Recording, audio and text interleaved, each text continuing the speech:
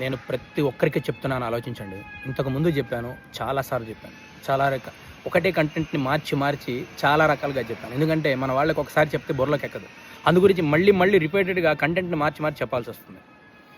భగవంతుడు నీకు ఎటువంటి జీవితాన్ని ఇచ్చాడో దాన్ని సంపూర్ణంగా, పరిపూర్ణంగా, హ్యాపీగా ఎంజాయ్ చెయ్యి.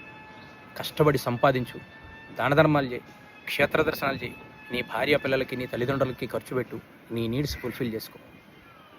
అంతేగాని పక్కవాడి జీవితంతో కంపేర్ చేసుకొని, వాడికి ఐఫోన్ ఉంది నాకు లేదు, అప్పు చేసి మరీ అయినా కొనాలి గొప్ప కోసం.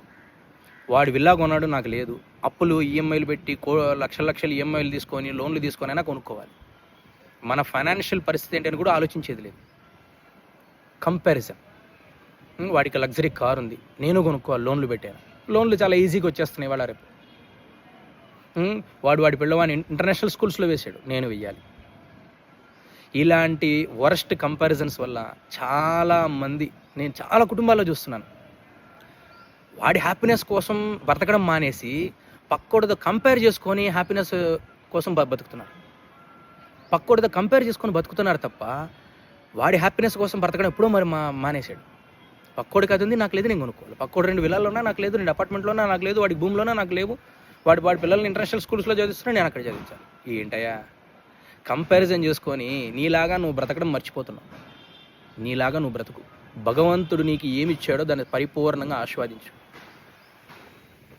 నీ గత జన్మ యోగాన్ని బట్టి భగవంతుడు నీకు ప్రసాదిస్తాడు, వాళ్ళ గత జన్మ యోగాన్ని బట్టి ప్రసాదిస్తాడు.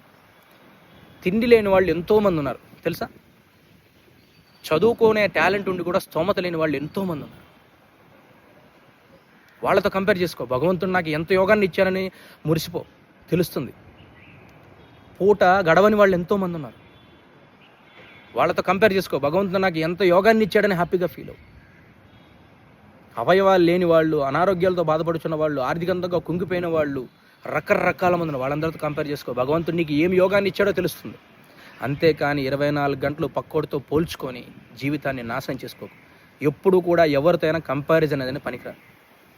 నేను ఇందాక చెప్పింది కూడా పక్క వాళ్ళతో, లేని వాడితో పోల్చుకుంటే నీకు తెలుస్తుంది దాని వాల్యూ, వస్తువు వాల్యూ తెలుస్తుందని చెప్పాను. ఆరోగ్యం భగవంతుడు ఇచ్చాడు, కష్టపడే శరీరాన్ని ఇచ్చాడు, దృఢ శరీరాన్ని ఇచ్చాడు. హ్యాపీగా సంపాదించు, పిల్లలకి తల్లిదండ్రులు ఖర్చు పెట్టు, నువ్వు నీ నీడ్స్ ఫుల్ఫిల్ చేసుకుని ఎంజాయ్ చేయి.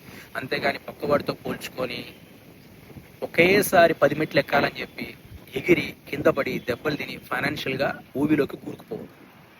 బయటికి రావడం చాలా కష్టం, గుర్తుంచుకో బాగా.